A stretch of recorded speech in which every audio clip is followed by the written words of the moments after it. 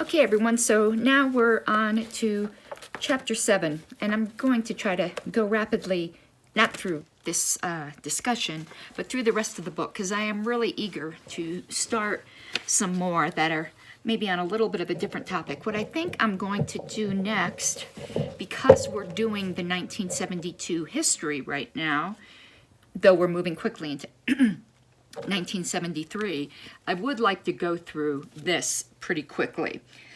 It's Hunter Thompson's Fear and Loathing on the Campaign Trail, 1972. I think it'll give us some perspective for the rest of our history that we're going through. But without further ado, Chapter 7. Excuse me, got the burps. School Choice, Liberty and Education. Now, I favor complete abolition of public education, the separation of school and state.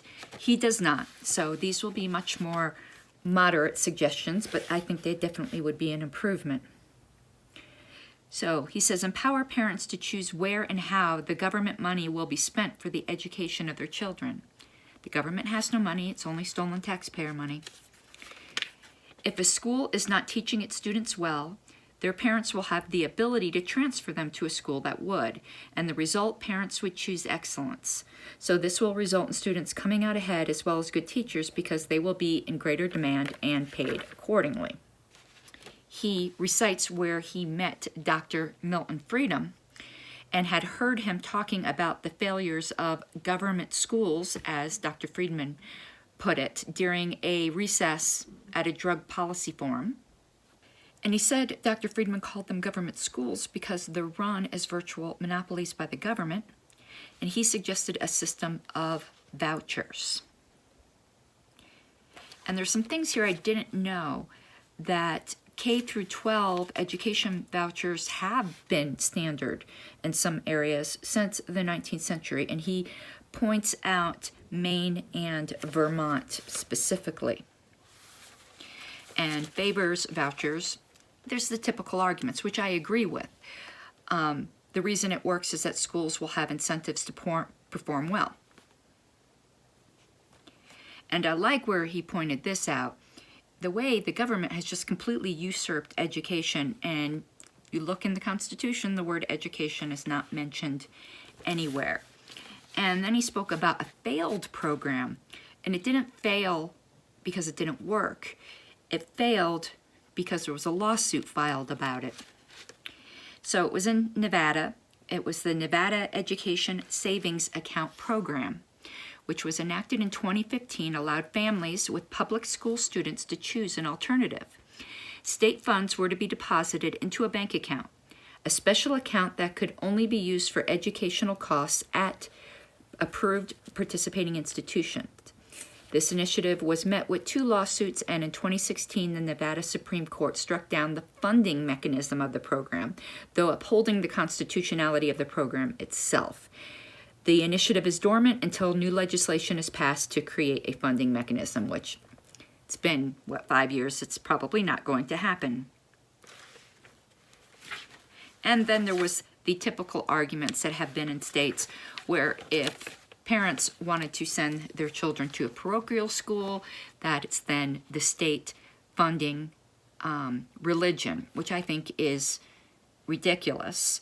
And he deals with this as well. He says, does school choice violate the doctrine of the separation of church and state?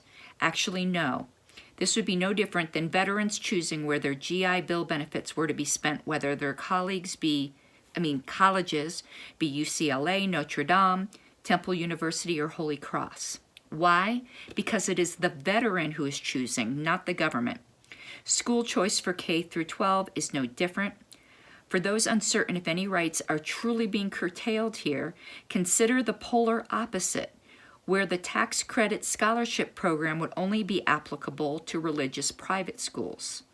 That is the imposition of or favoring of a religious group, a failure of separating church and state.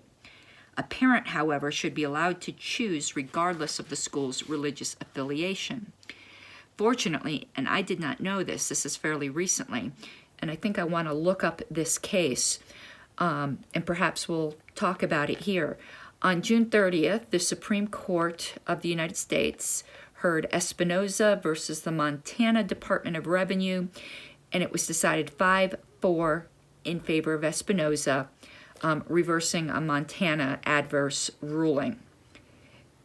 5-4 though, that's tight. I'm gonna mark this, dog-ear it. I know some people just freak out because I am hard on my books. I write in my dog-ear them, but they're well loved, so I can look up that case.